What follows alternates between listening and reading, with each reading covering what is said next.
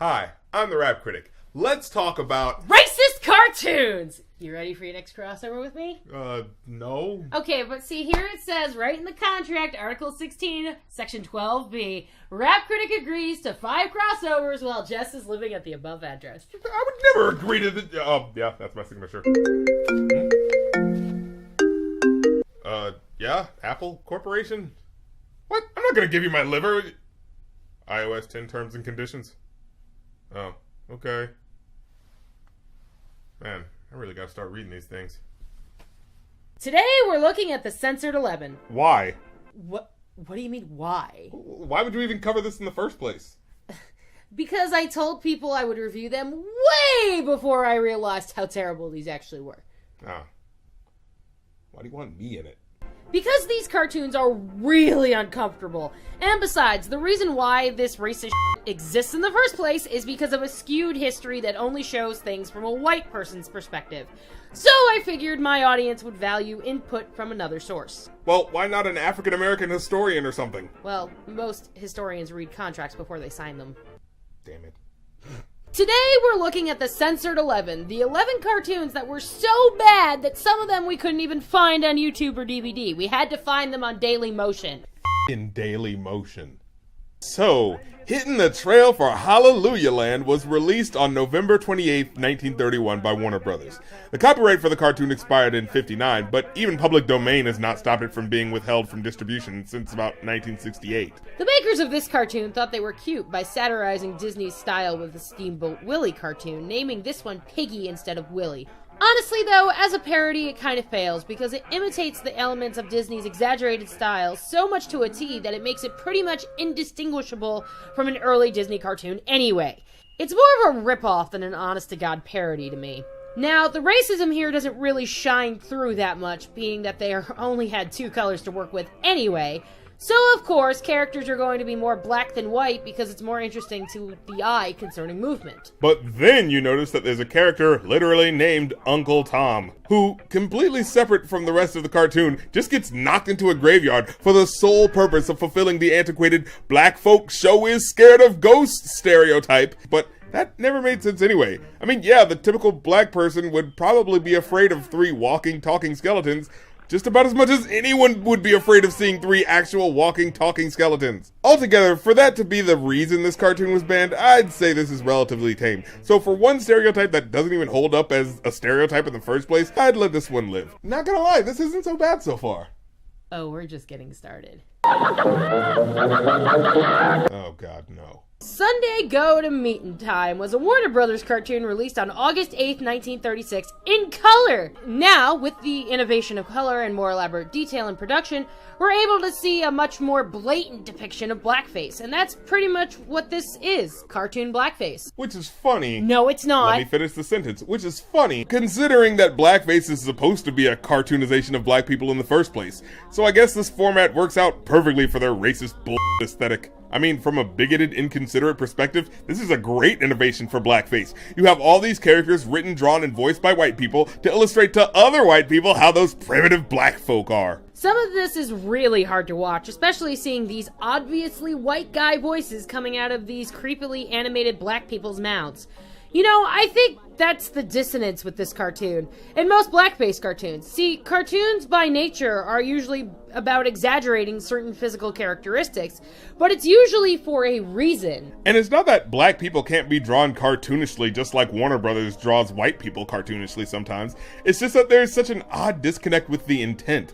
Like, why do we draw Elmer Fudd cartoonishly? Because he's a buffoon, a fool to be a folly to Bugs Bunny's antics. But when you see the other characters who are human, they look relatively normal. But in any cartoon that depicts black people, there's always this distinct disconnect. Everyone has big ass lips and looks like they're constricted to either the mammy or the coon, and it's ridiculous. Once a week I dress in my good Sunday best and I wear a great big smile. After a while, it feels less offensive and more like they just don't know what black people look like. Like they've only heard sparse descriptions of black people and are just going with their crudest interpretation. Like that John Singleton Copley painting where he tried to draw a shark, but he had never seen one before, so it looks like some weird creation with shark lips and I think a mustache. What other internet show do you know that brings up John Singleton Copley paintings? We're cultured as f***. Because black folk are church-going, God-fearing people, the plot of the cartoon follows the minstrel show setting. The gags that follow are painful at best. Sambo character rings the church bells, but oh, his pants come off each time! And a mammy and an old Uncle Tom shine the heads of pickaninny kids, and a woman takes her bra off the clothesline to create bonnets for her twins. And then we find Nicodemus, our protagonist, shooting dice because them lazy black folks love to gamble, don't you know? You know, I feel like this would work a lot better if these characters weren't black, because cartoons do this all the time, showing conventional activities being done in an unconventional way. Like, if these were all birds or farm animals, this would be silly. But the thing is, where we'd find it funny if it were an animal cartoon doing something humans do, but in an animal-specific way as a light jab at what we know about this particular animal, we're supposed to find this funny because black people are doing them as a jab at what they think black people are like. And well, since black people are, people with autonomy and it knocks the wind out of these gags and makes them severely hurtful to anyone who has a passing empathy with other human beings who don't happen to look exactly like them. I think that's the thing about this comedy. It's so obviously tone deaf to how humor is supposed to work here. Comedy essentially works best when you're punching up, not down. That's why it's funnier to make jokes about political figures than it is to make fun of poor people. That is, unless you don't really know that much about those people, in which case you find certain jokes funny because you have no empathy for that group of people. These jokes flat out fail because they're done by a bunch of economically advantaged white guys giggling their asses off at jokes made at the expense of poor blacks. And Jesus Christ, it's not like you don't know why these people are poor. You know that recent thing where they weren't allowed to get paid for the work they were forced to do? This fucking cartoon came out in 1936. Slavery was abolished in like 1865. That's not even like 100 years, you guys. It wasn't even that long ago. For context, the Holocaust ended in 1945. That's actually 71 years ago from this year. As in, there are people who were in the Holocaust that are still alive today.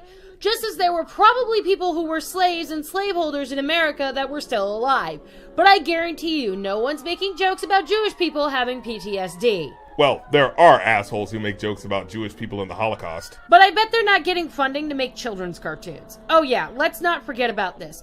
These were cartoons essentially made for children. Sure, adults watched as well, but I'm willing to bet you money that no one's making Jews in oven jokes on Steven Universe. So for its ridiculous depictions of black people, yeah, this one doesn't need to be seen by anybody. Next is Clean Pastures, released on May 22nd, 1937.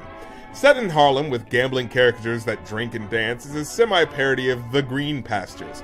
Heaven is shown as paradise. God damn it. With the black St. Peter reading a paper that informs them that Hades Incorporated is doing much better than they are. St. Peter tells his head angel, Step and Fetch It, to help Heaven and fix the situation immediately. And of course, they give him the most grating, idiot Sambo voice imaginable. Come here, right over this way.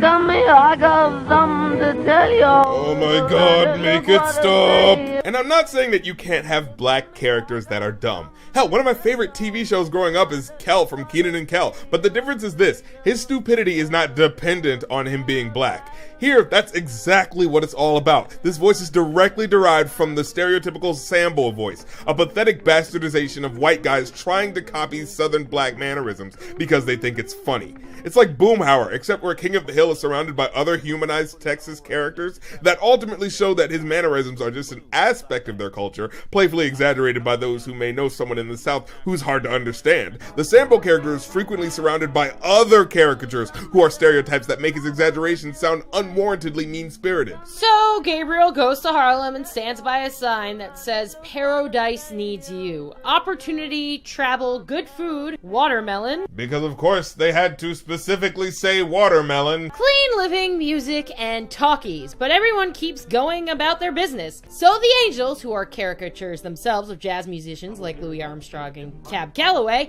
tell St. Peter that he needs a rhythm to get people to come to heaven. The recruited musicians go to Harlem and perform, causing the Harlem residents to flock to them. People follow the band as it goes to Paradise, where they receive their halos. In the cartoon, there are caricatures of Bill Robinson and Al Jolson to boot, as they perform snippets of blackface tunes. June and Springer, I love to sing about a sunny boy. Sunny boy, my little sunny boy. People legitimately thought this was funny. But the company actually had trouble distributing the cartoon, and the producer remarked that Clean Pastures gave him more trouble with the Hays Code than any live-action film. It was alleged that the cartoon had violated the Hays Code because of burlesqued religion. What the hell does that mean? You know, like the idea that they actually allowed gambling and drinking and dancing and, worst of all to white people in the 1930s, jazz into heaven. Perish the thought. And as we all know, white people are the only authority on heaven and what Jesus would want and look like. Breen, one of the censors, said, "I am certain that such scenes would give serious offense to many people in all parts of the world." I mean, he was right. Though the Hays Code letter doesn't exactly specify what Breen objected to, it was enough for the cartoon to cut offensive phrases and scenes. The cartoon has also never been distributed on home video, laserdisc, or DVD. The white audiences who had seen Green Pastures had reinforced notions that saw black people as a default collective danger unless they adapted the religion that was most comfortable with the white folks. Christianity. Interestingly enough here, the choice of jazz musicians Louis Armstrong and Cab Calloway being depicted as angels indicates that they had crossover appeal that was strong enough not to be threatened by the idea that they were angels in heaven, with heaven representing the urban north in some interpretations rather than just heaven itself. How you hold it up? How many are left? 8.